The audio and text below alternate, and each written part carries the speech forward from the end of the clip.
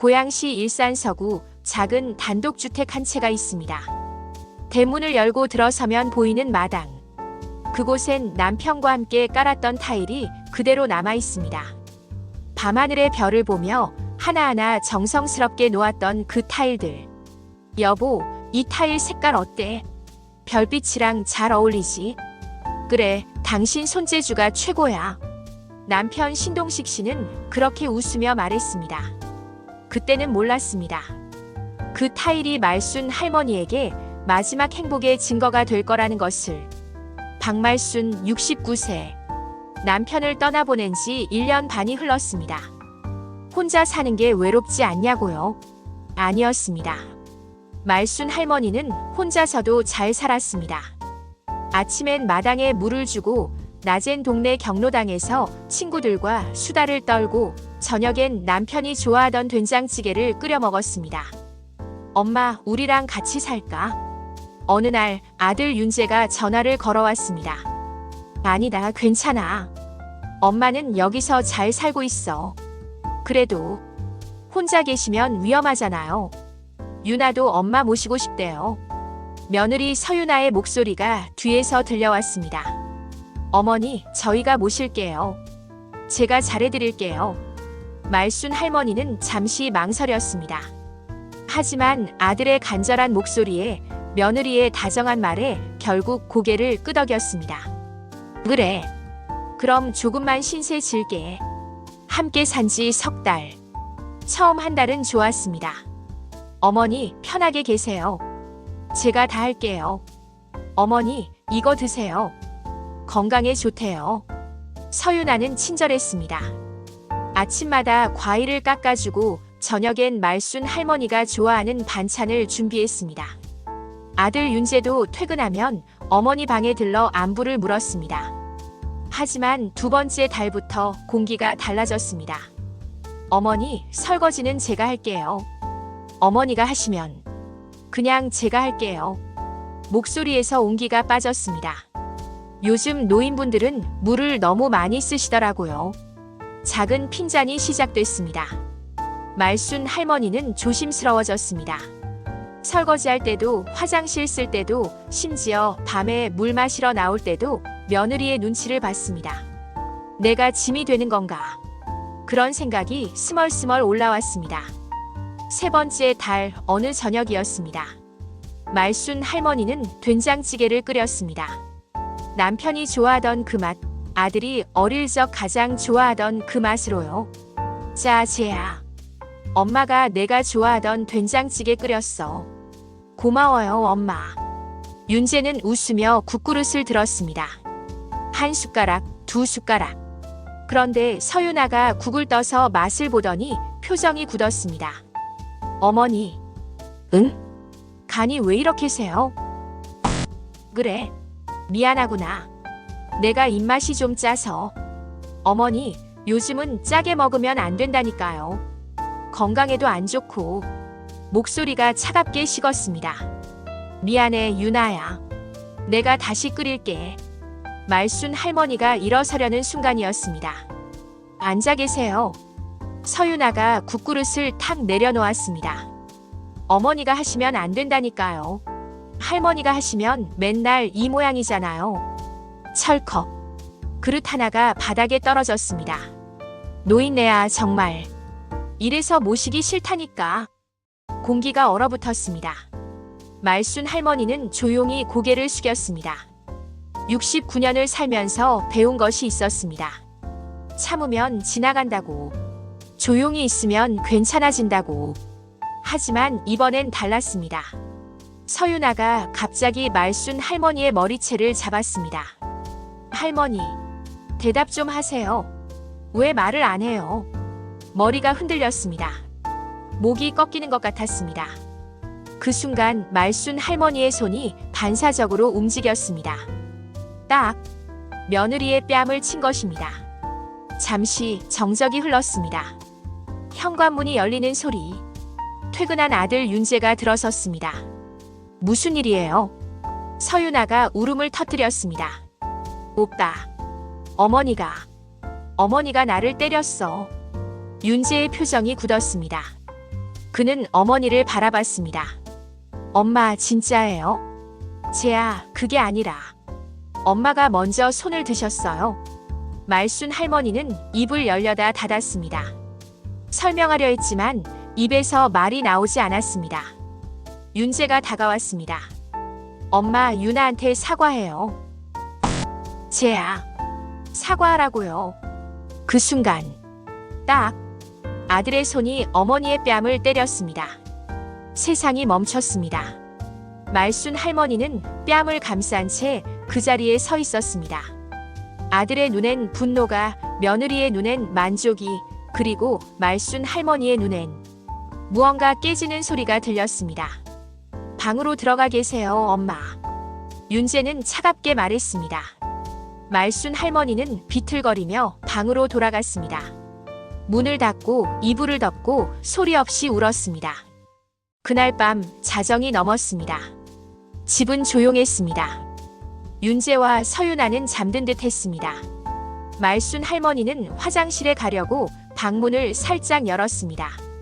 그때 현관 모서리에서 작은 빛이 반짝였습니다. 검은 CCTV 렌즈. 남편이 몇 년 전 방범용으로 달아놓고 잊혀졌던 그 작은 카메라. 빨간 불빛이 깜빡이고 있었습니다.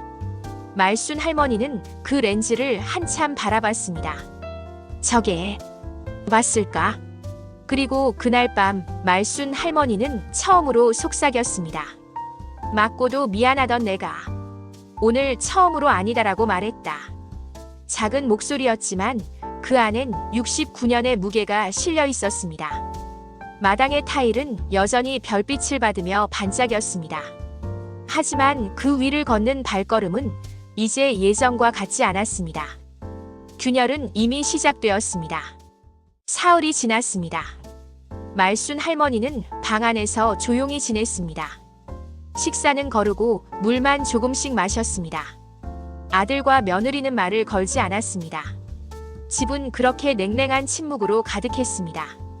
그날 오후 초인종이 울렸습니다. 등기후 편이요. 말순 할머니가 문을 열었습니다.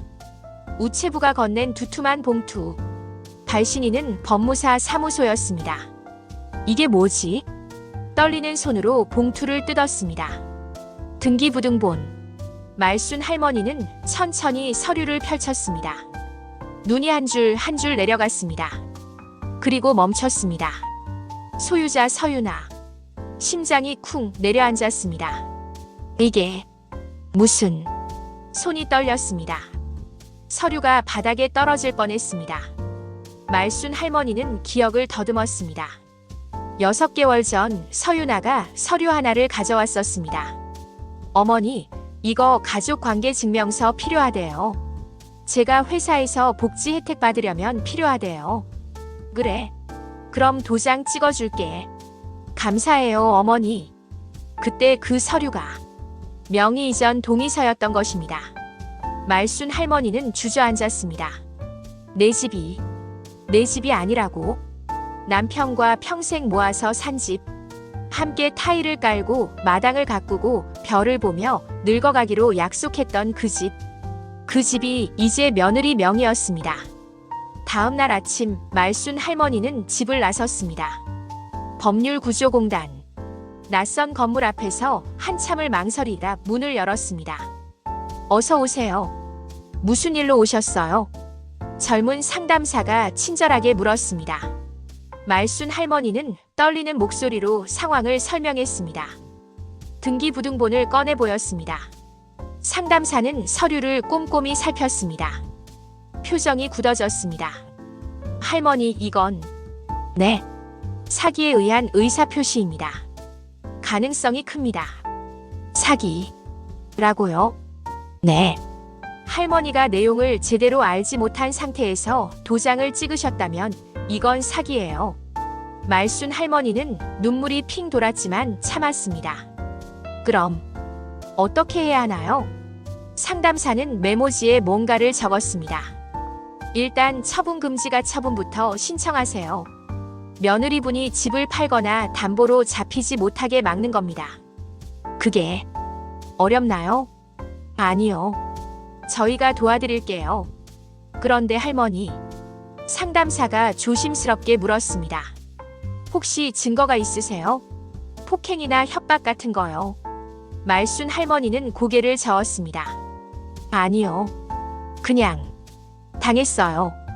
그럼 좀 어려울 수 있어요. 증거가 있으면 훨씬 유리한데. 말순 할머니는 고개를 끄덕이며 법률구조공단을 나섰습니다. 증거가 필요하다고. 집으로 돌아가는 길. 말순 할머니는 현관 모서리에 CCTV를 다시 떠올렸습니다. 그 카메라. 혹시? 집에 도착하자마자 말순 할머니는 작은 방으로 향했습니다. 남편이 쓰던 서재. 오래된 데스크톱이 먼지를 뒤집어 쓴 채 놓여 있었습니다. 전원 버튼을 눌렀습니다. 윙. 컴퓨터가 천천히 부팅됐습니다. 말순 할머니는 마우스를 조심스럽게 움직였습니다.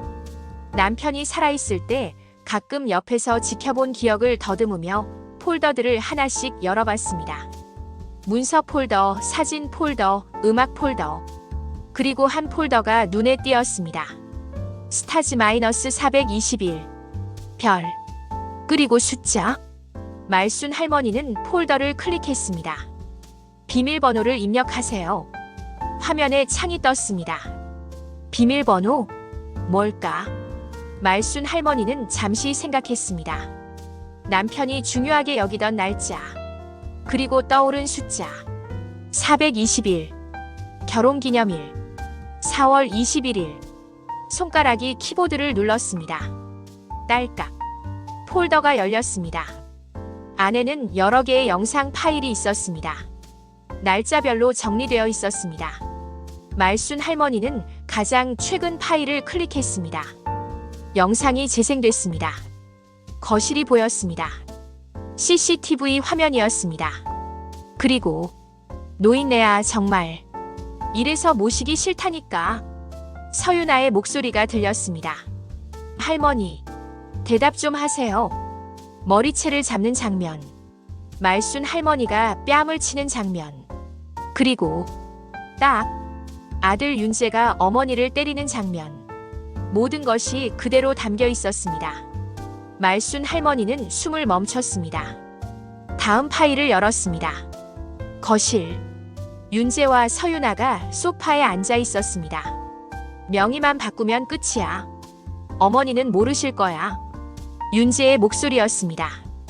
그럼 이 집 팔아서 우리 빚 갚고 새 아파트 사는 거지. 응. 어머니한테는 나중에 말하면 돼.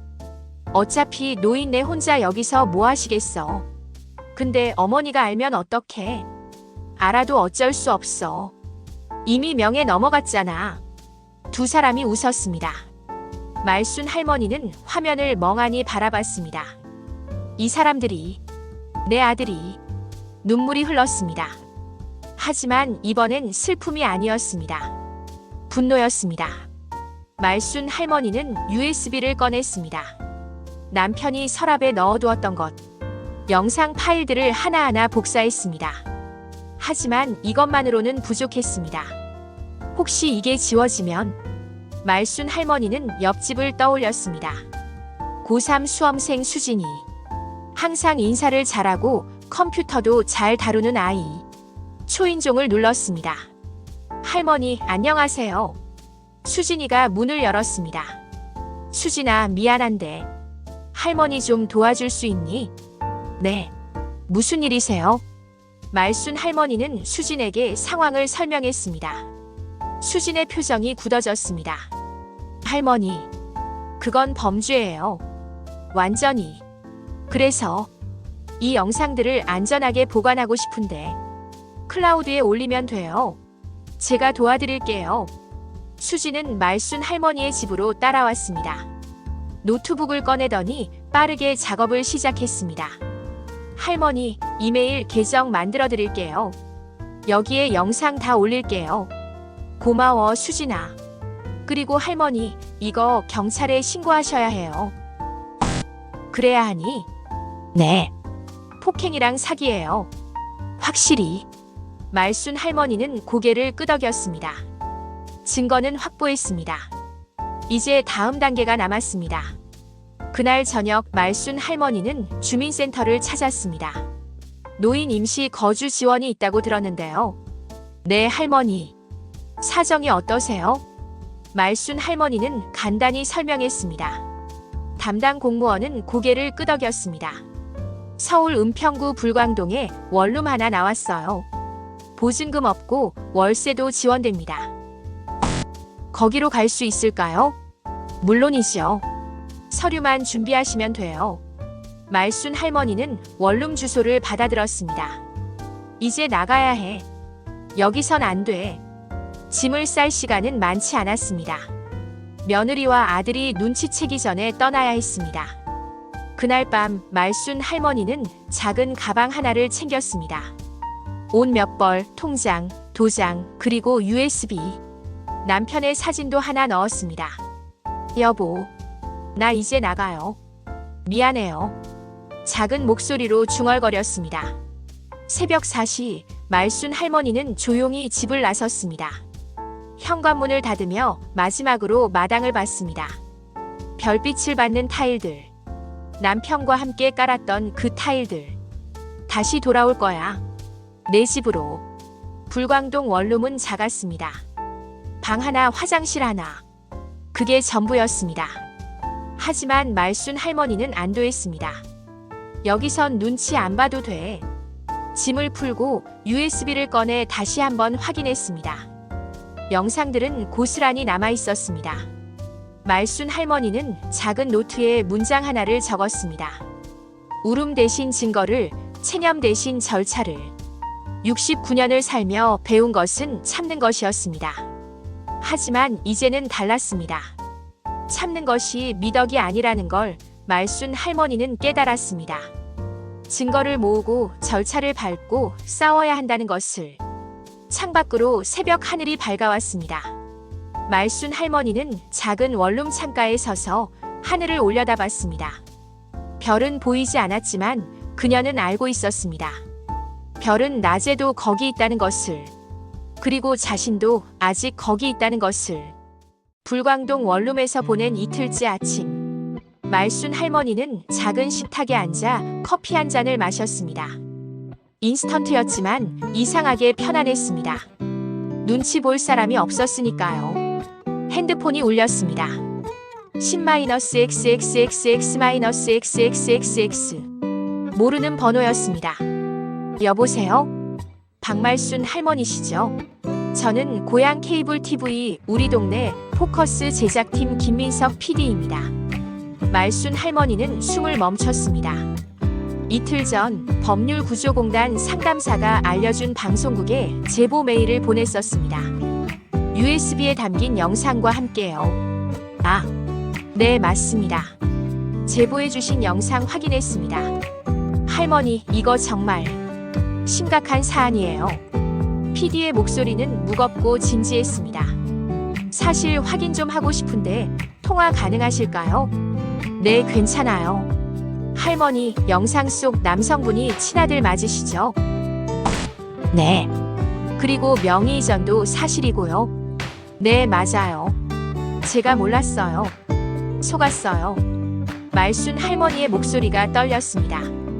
PD는 잠시 침묵했습니다. 할머니, 이거 방송 나가면 동네에서 난리 날 겁니다. 괜찮으시겠어요? 괜찮아요. 이제 숨고 싶지 않아요. 알겠습니다. 그럼 이번 주 금요일 저녁 7시에 방송 나갑니다. 준비 잘하세요. 전화가 끊겼습니다.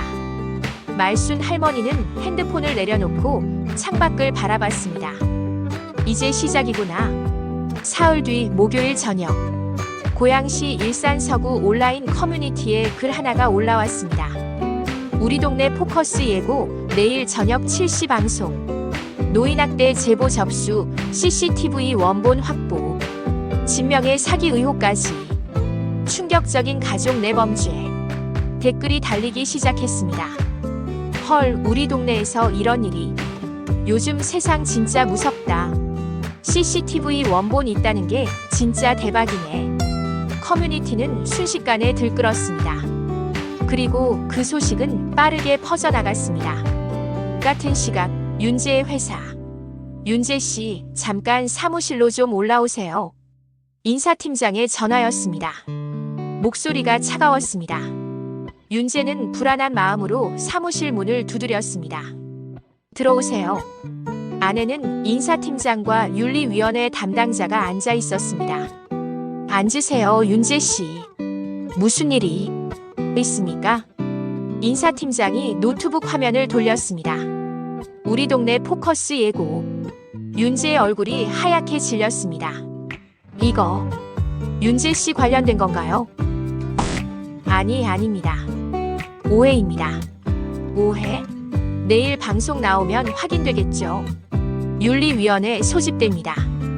그때까지 자택 대기하세요. 팀장님, 나가보세요. 윤재는 비틀거리며 사무실을 나왔습니다. 집으로 돌아온 윤재는 서윤아에게 소리쳤습니다. 당신이 뭘 한 거야? 뭐? 나보고 뭐라는 거야? 어머니가 방송국에 제보했어. CCTV 영상까지 넘겼대. 서윤아의 얼굴도 새하얗게 질렸습니다. 그럼 어떡해? 어떡하긴. 이제 우리 끝이야. 회사에서 잘릴지도 몰라. 집은 이미 4명이잖아. 명의가 무슨 소용이야. 사기로 걸리면 다 무효야. 두 사람은 패닉에 빠졌습니다. 다음 날 아침 윤재의 핸드폰이 울렸습니다. 발신자 엄마. 손이 떨렸습니다. 석 달 만에 처음 보는 전화였습니다. 여보세요.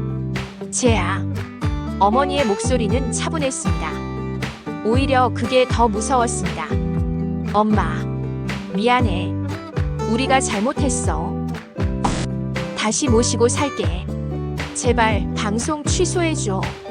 응? 윤재의 목소리는 떨렸습니다. 옆에서 서윤아가 핸드폰을 빼앗았습니다. 어머니, 저희가 잘못했어요. 다시 함께 살아요. 네. 제가 잘할게요. 말순 할머니는 잠시 침묵했습니다. 그리고 한마디만 했습니다. 등기 돌려놔. 네. 진명해. 내 이름으로 돌려놔. 그럼 생각해볼게. 말순 할머니는 전화를 끊었습니다. 윤재와 서윤아는 멍하니 핸드폰을 바라봤습니다. 어떡해? 모르겠어. 일단 법무사 찾아가자. 그날 저녁 7시. 우리 동네 포커스 방송이 시작됐습니다.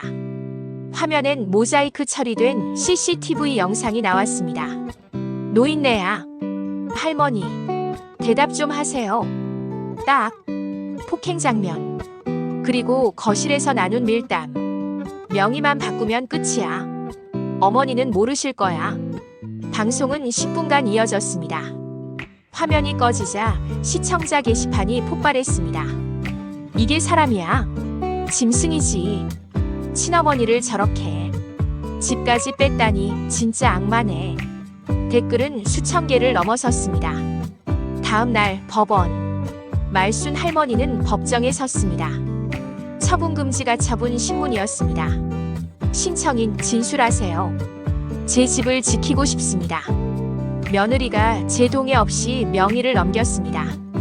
판사는 서류를 검토했습니다. 피신청인 측은 서윤아의 변호사가 일어났습니다. 신청인이 자발적으로 동의했다는 증거가 있습니다. 하지만 신청인은 서류 내용을 정확히 알지 못했습니다. 의는 사기에 해당합니다. 판사는 고개를 끄덕였습니다. 판단하건대 신청인의 주장이 타당해 보입니다. 처분 금지가 처분을 인용합니다. 쿵. 망치 소리가 울렸습니다. 말순 할머니는 긴 숨을 내쉬었습니다. 첫걸음. 명의 이전 무효 소송도 동시에 진행되었습니다. 싸움은 이제 시작이었습니다. 불광동 원룸으로 돌아온 밤. 말순 할머니는 작은 침대에 누웠습니다. 남편의 서재에서 가져온 오래된 MP3 플레이어를 꺼냈습니다. 남편이 생전에 녹음해둔 음성 메모들이 담겨 있었습니다. 재생 버튼을 눌렀습니다. 말순아, 나 목소리 잘 들리지? 남편의 목소리가 흘러나왔습니다. 내가 이 집 지으면서 생각한 게 있어. 이 집이 우리한테만 집이면 안 된다고. 말순 할머니는 눈을 감았습니다. 집이 짐이 되면 누군가의 집이 되어주자. 그게 이 집의 마지막 쓸모일 거야. 눈물이 흘렀습니다. 남편은 이미 알고 있었던 걸까요? 이 집이 언젠가 누군가에게 필요할 거라는 것을. 말순 할머니는 천천히 눈을 떴습니다. 복수를 하고 싶었어. 하지만 남편의 목소리를 듣고 나니 생각이 바뀌었습니다. 복수보다 더 긴 것. 회복. 집을 되찾는 것만으로는 부족했습니다. 이 집이 다시 의미를 가지려면 누군가를 위한 공간이 되어야 했습니다. 말순 할머니는 작은 노트를 꺼내 적었습니다. 복수는 불을 키우고 경계는 길을 낸다. 그리고 그 아래 한 줄을 더했습니다. 집은 나만의 것이 아니라 우리 모두의 것. 다음 날 아침 윤재에게서 문자가 왔습니다. 엄마, 명예 돌려드릴게요. 법무사 예약했어요. 용서해 주세요. 말순 할머니는 문자를 읽고 답장을 보냈습니다. 용서는 하되 경계는 남긴다. 그리고 마지막 한 줄을 추가했습니다. 집은 돌려받겠지만 그 집은 이제 내 집이 아니야. 핸드폰을 내려놓고 말순 할머니는 창밖을 바라봤습니다. 아침 햇살이 원룸안을 채웠습니다. 싸움은 아직 끝나지 않았습니다. 하지만 말순 할머니는 이제 알았습니다. 이 싸움의 끝이 복수가 아니라 회복이어야 한다는 것을. 그리고 그 회복은 혼자만의 것이 아니라 누군가와 함께 나누는 것이어야 한다는 것을. 별은 낮에도 거기 있었고 말순 할머니도 여전히 거기 서 있었습니다. 무너지지 않고 포기하지 않고 한 걸음씩 앞으로 나아가며. 명의 이전 무효 소송은 빠르게 진행되었습니다. 증거가 명확했으니까요. CCTV 영상, 밀담 녹음, 그리고 사기 정황. 법원은 2주 만에 판결을 내렸습니다. 명의 이전 무효 확정. 등기는 다시 박말순 할머니의 이름으로 돌아왔습니다. 하지만 말순 할머니는 기뻐하지 않았습니다. 이제 뭘 해야 하지? 집은 돌아왔지만 그 집에 돌아갈 수는 없었습니다. 아들과 며느리가 여전히 그곳에 살고 있었으니까요. 어느 날 주민센터에서 전화가 왔습니다. 할머니, 사회복지사 상담 한번 받아보시는 게 어떨까요? 사회복지사요? 네. 할머니 같은 경우 집은 있는데 돌아갈 수 없는 상황이잖아요. 복지사님이 좋은 방법을 찾아줄 수도 있어요. 말순 할머니는 고개를 끄덕였습니다. 사흘 뒤 불광동 원룸에서 상담이 이루어졌습니다. 사회복지사 이수연 38씨가 문을 두드렸습니다. 할머니, 안녕하세요. 어서 오세요. 수연 씨는 작은 테이블에 앉아 서류 몇 장을 펼쳤습니다. 할머니, 혹시 커뮤니티 랜드 트러스트라고 들어보셨어요? 아니요, 그게 뭔가요? 쉽게 말하면 집을 개인 소유가 아니라 공익을 위한 신탁으로 전환하는 거예요. 말순 할머니는 눈을 깜빡였습니다. 그러면 내 집이 아니게 되나요? 소유권은 공익 신탁으로 넘어가지만 할머니는 평생 그곳에 살 수 있는 종신 거주권을 가지세요. 그리고 그 집을 지역 사회를 위한 공간으로 쓸 수 있어요. 공간이요? 예를 들어 독거노인과 아이들이 함께 모이는 공부방 같은 거요. 할머니도 혼자 안 계시고 동네 어르신들도 함께 오시고 아이들도 방과 후에 와서 공부하고. 말순 할머니는 잠시 생각했습니다. 남편의 목소리가 떠올랐습니다. 집이 짐이 되면 누군가의 집이 되어주자. 좋아요. 그렇게 하고 싶어요. 수연 씨는 미소 지었습니다. 그럼 제가 서류 준비해 드릴게요. 이름은 뭐로 하실래요? 말순 할머니는 창밖을 바라봤습니다. 별마당 공부반이요. 아름다운 이름이네요. 일주일 뒤 말순 할머니는 윤재와 서윤아를 불렀습니다. 카페에서 만났습니다. 두 사람은 고개를 들지 못했습니다. 엄마, 정말 미안해. 윤재의 목소리는 떨렸습니다. 어머니, 저희가 잘못했어요. 서윤아도 눈물을 흘렸습니다. 말순 할머니는 침착하게 말했습니다. 조건이 있어. 네. 첫째, 공개 사과문. 동네 커뮤니티에 올려. 네. 둘째, 연 120시간 봉사. 별마당 공부방에서. 별마당이요? 내 집을 공부방으로 만들 거야. 너희는 거기서 봉사해. 윤재는 입을 다물지 못했습니다. 셋째, 유난의 집빚. 내가 채무 조정 연결해 줄게. 대신 갚는 건 너희가 해. 서윤아가 울음을 터뜨렸습니다. 어머니, 감사합니다. 감사는 나중에 해. 조건 다 이행하면 그때 받을게. 말순 할머니는 자리에서 일어났습니다. 그리고 쟤야. 네, 엄마. 너 엄마 때린 거 평생 안 잊을 거야. 하지만 용서는 해줄게. 대신 경계는 남긴다. 윤재는 고개를 숙였습니다. 죄송합니다, 엄마. 말순 할머니는 카페를 나섰습니다. 그날 저녁 김민석 PD가 전화를 걸어왔습니다. 할머니, 후속 취재 좀 하려고요. 집 되찾으셨다며요? 네, 그래요. 그런데 할머니, 궁금한 게 있어요. 뭔가요? 복수 안 하세요? 아들이랑 며느리한테. 말순 할머니는 잠시 침묵했습니다. 복수는 불을 키우고 경계는 길을 낸다. 무슨 뜻이에요? 복수하면 끝이 없어요. 그 불은 나를 태우고 그 사람들도 태워요.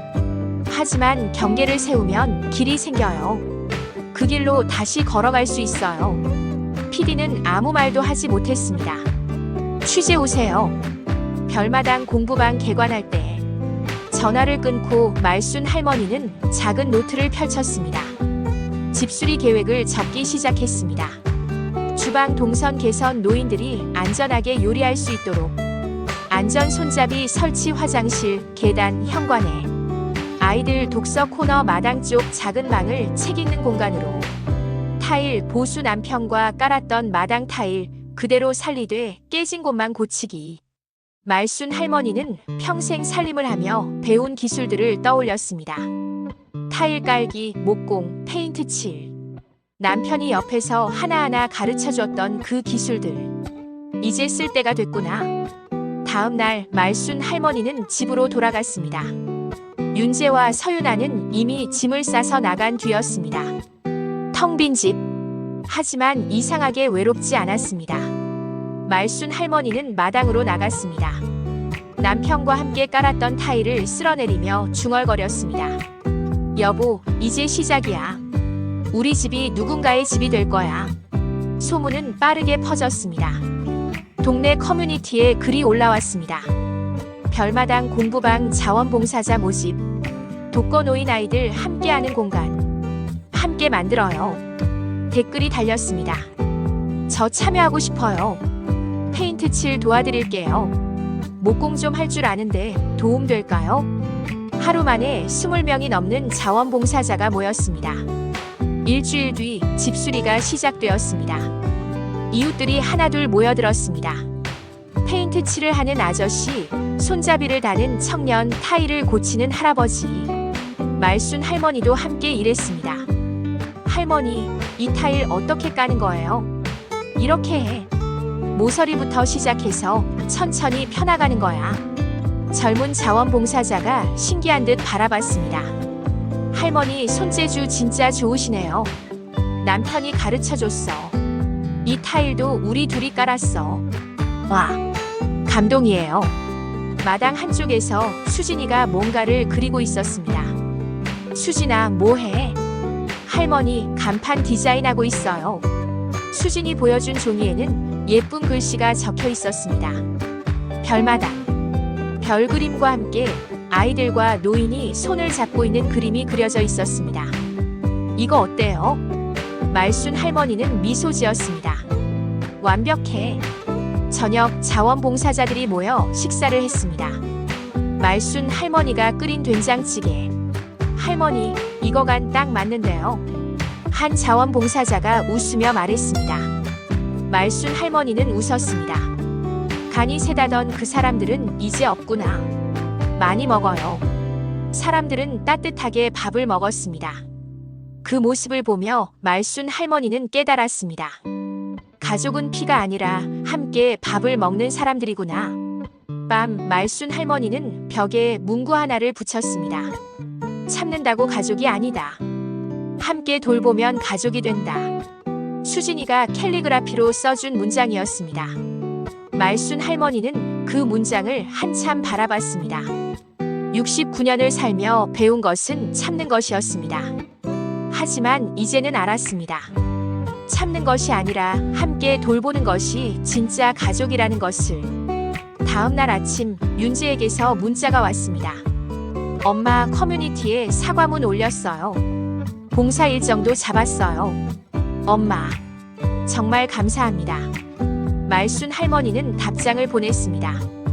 고맙단 말은 아직 일러. 행동으로 보여줘. 그리고 마지막 한 줄을 추가했습니다. 하지만 쟤야, 엄마는 너를 포기하지 않아. 별마당 공부방은 서서히 모습을 갖춰갔습니다. 깨끗해진 주방, 안전한 손잡이, 아이들을 위한 책장. 그리고 마당의 타일은 그대로 남았습니다. 별빛을 받으며 반짝이는 그 타일. 말순 할머니는 마당에 서서 하늘을 올려다봤습니다. 별이 보였습니다. 여보, 보고 있어. 우리 집이 다시 살아났어. 복수 대신 경계를, 소유 대신 공익을. 말순 할머니는 선택했습니다. 그리고 그 선택은 새로운 시작이 되었습니다. 집수리가 본격적으로 시작된 지 열흘째. 오늘은 안방 벽지를 걷어내는 날이었습니다. 말순 할머니와 자원봉사자 몇 명이 모여 작업을 시작했습니다. 할머니, 이 벽지 오래됐네요. 한 20년은 된 것 같아요. 그래, 남편이랑 같이 붙인 거야. 말순 할머니는 조심스럽게 벽지를 벗겨냈습니다. 슥! 오래된 풀냄새가 올라왔습니다. 그리고 그 순간, 이게 뭐지? 벽지 사이에서 얇은 봉투 하나가 떨어졌습니다. 말순 할머니는 손을 멈췄습니다. 봉투를 집어들었습니다. 먼지가 묻어 있었습니다. 겉면에 적힌 글씨. 말순에게. 남편 신동식의 필체였습니다. 말순 할머니는 봉투를 들고 조용히 마당으로 나갔습니다. 벤치에 앉아 떨리는 손으로 봉투를 뜯었습니다. 편지지 한 장이 나왔습니다. 말순아, 이 편지를 읽는다는 건 내가 이미 떠났다는 뜻이겠지. 아프지 마. 나는 괜찮아. 말순 할머니는 눈물이 핑 돌았지만 참았습니다. 이 집에 대해 생각이 많았어. 우리가 평생 모아서 산 집. 별을 보며 타일을 깔았던 이 마당. 하지만 말순아, 집은 소유가 아니라 쓰임이야. 만약 제가 엄마를 힘들게 하면 이 집을 다른 곳에 쓰라고 말하고 싶었어. 엄마가 울면 그건 제가 실패한 거야. 하지만 엄마가 별을 보며 웃으면 그건 제가 이긴 거야. 이 집이 엄마를 일으키는 곳이 되길 바라. 그리고 이 집이 누군가를 일으키는 곳이 되길 바라. 사랑해, 말순아. 마이너스 동식. 말순 할머니는 편지를 가슴에 안았습니다. 눈물이 주르르 흘렀습니다. 여보, 당신은 이미 알고 있었구나. 봉투 안에는 편지 외에 작은 종이 하나가 더 들어 있었습니다. 소액 구좌 영수증. 은행 적금 통장 사본이었습니다. 금액은 500만 원. 메모가 적혀 있었습니다. 첫 해 운영비. 공부방에 쓰길. 남편은 이미 준비하고 있었던 것입니다. 이 집이 언젠가 누군가를 위한 공간이 될 거라는 것을. 말순 할머니는 편지를 들고 안으로 돌아왔습니다. 할머니, 괜찮으세요? 수진이가 다가왔습니다. 응, 괜찮아. 말순 할머니는 미소 지었습니다. 수진아, 이거 봐. 편지를 보여줬습니다. 수진이 편지를 읽고 눈시울이 붉어졌습니다. 할머니, 할아버지가 정말 멋진 분이셨네요. 그래, 나보다 먼저 알고 계셨어. 말순 할머니는 편지를 다시 봉투에 넣었습니다. 이제 할 일이 생겼구나. 그날 저녁 말순 할머니는 윤재에게 전화를 걸었습니다. 재야, 엄마, 아빠 편지 찾았어. 네. 벽 속에 숨겨 놓으셨더라. 너한테 할 말씀이 있으셨나 봐. 윤재는 아무 말도 하지 못했습니다. 재야, 아빠가 뭐라고 쓰셨는지 알아? 뭐라고요? 엄마가 울면 너희가 실패, 별을 보며 웃으면 너희가 이긴다고. 윤재의 목소리가 떨렸습니다. 엄마, 죄송해요. 미안한 건 나도 알아. 그런데 재야. 네. 아빠가 운영비도 준비해 두셨어. 이 집을 누군가를 위한 곳으로 쓰라고. 말순 할머니는 잠시 침묵했습니다. 재야, 유나야. 너희가 봉사 다 이행하면 별마당에서 관계 회복의 자리를 만들어줄게. 진짜요? 응. 하지만 조건이 있어. 제대로 해야 해. 중간에 도망치지 말고. 네, 엄마. 꼭 할게요. 감사합니다. 전화를 끊고 말순 할머니는 작은 노트에 적었습니다. 사과봉사 이행 시 관계 회복의 자리 허용. 증오 대신 기회를, 단절 대신 조건을. 말순 할머니는 선택했습니다. 며칠 뒤 방송 후속 보도가 나갔습니다. 별마당 공부방, 노인학대 피해자가 만든 기적. 김민석 PD가 직접 취재한 내용이었습니다. 화면엔 공사 중인 집과 자원봉사자들, 그리고 말순 할머니의 인터뷰가 나왔습니다. 복수하지 않으셨어요. 왜죠? 복수는 끝이 없어요. 하지만 경계를 세우면 길이 생겨요. 방송이 나간 뒤 여론이 움직였습니다. 댓글들이 쏟아졌습니다. 진짜 대단하신 분이다. 나 같으면 절대 못 용서할 텐데. 용서가 아니라 경계라는 말이 인상 깊네요. 윤재의 회사에서도 움직임이 있었습니다. 윤리위원회가 소집됐고 결과가 나왔습니다. 감봉 3개월, 윤리교육 이수 의무. 징계는 무겁지 않았지만 윤재에게는 평생 남을 기록이었습니다. 쟤 괜찮아? 동료가 물었습니다. 응, 괜찮아. 이 정도면 감사한 거야. 윤재는 고개를 숙였습니다. 엄마, 정말 감사합니다. 며칠 뒤 서윤아가 말순 할머니를 찾아왔습니다. 별마당 공사 현장에서 만났습니다. 어머니, 서윤아는 눈물을 흘리며 무릎을 꿇었습니다. 용서해 주세요. 제가 잘못했어요. 말순 할머니는 차분하게 말했습니다. 일어나. 어머니, 일어나라고. 무릎 꿇는다고 용서받는 거 아니야. 서윤아는 천천히 일어났습니다. 유나야. 네. 용서는 해줄게. 하지만 경계는 남긴다.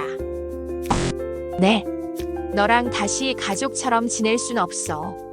하지만 너희가 제대로 반성하고 봉사를 다 이행하면 별마당에서 다시 시작할 기회는 줄게.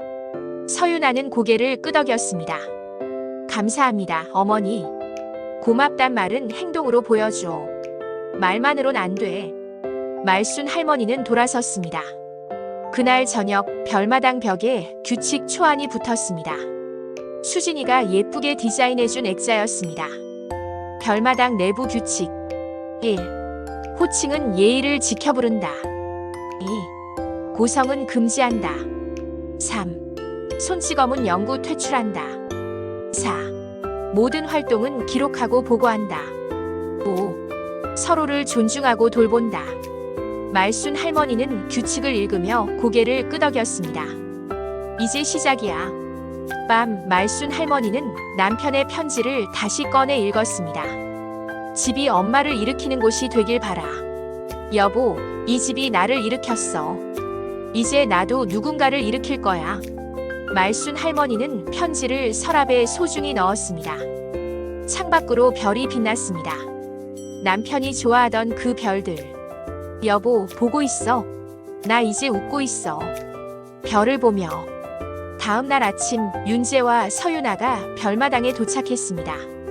봉사 첫날이었습니다. 어머니, 안녕하세요. 왔구나. 말순 할머니는 두 사람에게 청소 도구를 건넸습니다. 마당부터 쓸어. 타일 사이 먼지 다 빼고. 네, 어머니. 윤재는 빗자루를 들었습니다. 서윤아는 걸레를 들었습니다.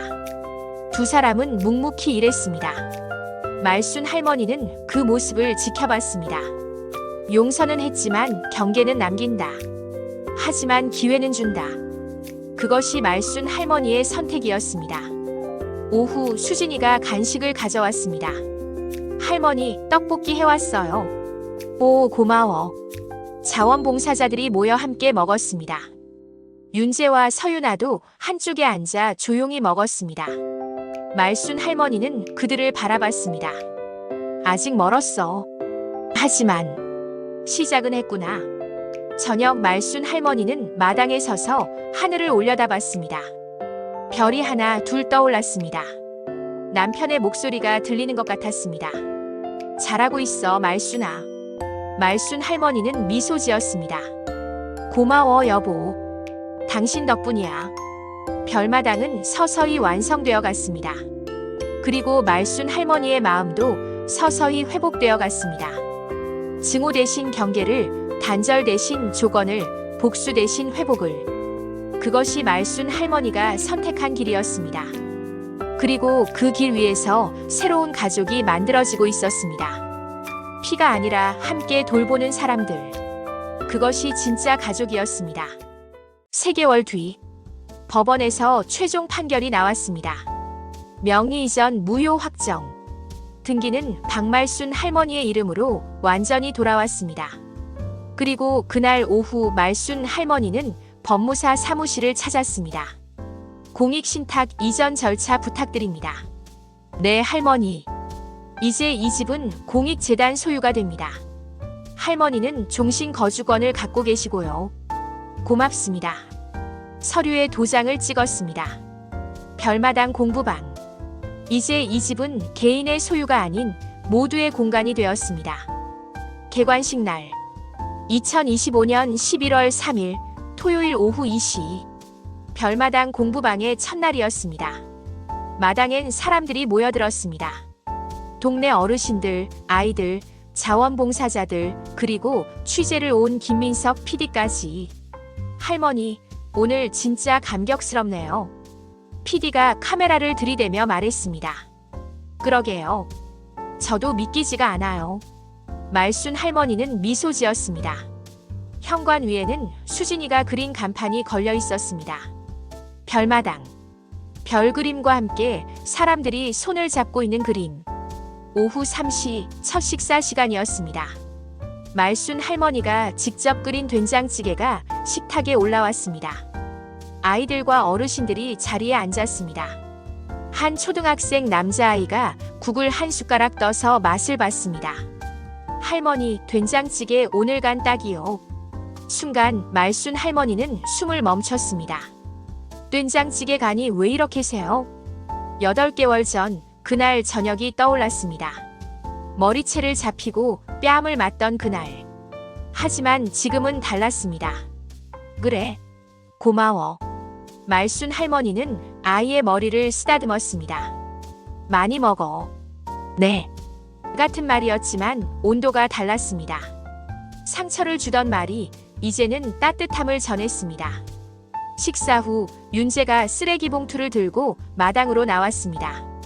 봉사 시간표에 따른 일과였습니다. 어머니. 응. 쓰레기 버리고 올게요. 그래. 윤재는 고개를 숙였습니다. 어머니, 죄송합니다. 정중한 호칭이었습니다. 8개월 전엔 없던 그 예의. 말순 할머니는 아들을 바라봤습니다. 재아. 네, 어머니. 고맙단 말은 아직 일러.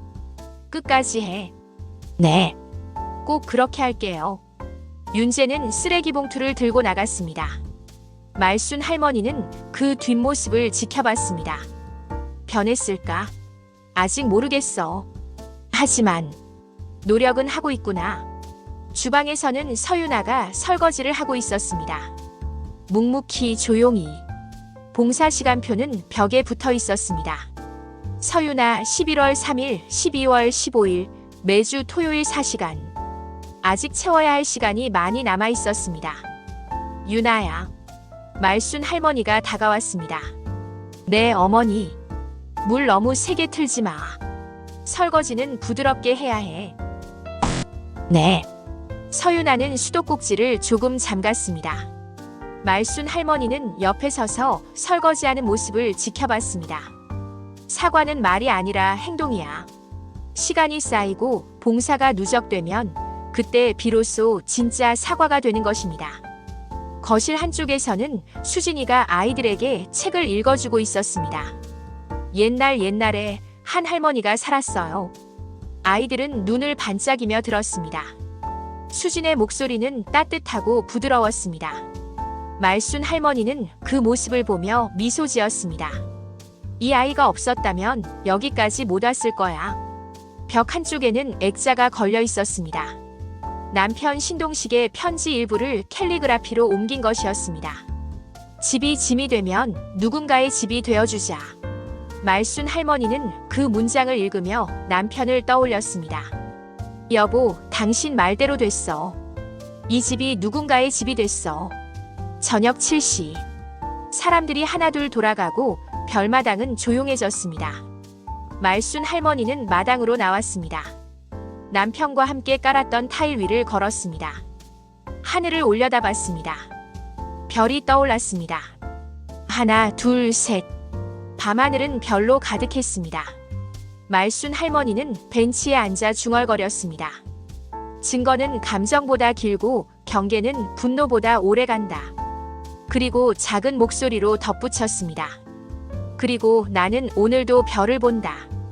문이 열리는 소리. 윤재가 마당으로 나왔습니다. 엄마. 응? 제가 옆에 앉아도 될까요? 말순 할머니는 잠시 망설이다가 고개를 끄덕였습니다. 앉아. 윤재는 조심스럽게 벤치 끝에 앉았습니다. 두 사람은 말없이 하늘을 바라봤습니다. 엄마. 응. 죄송해요.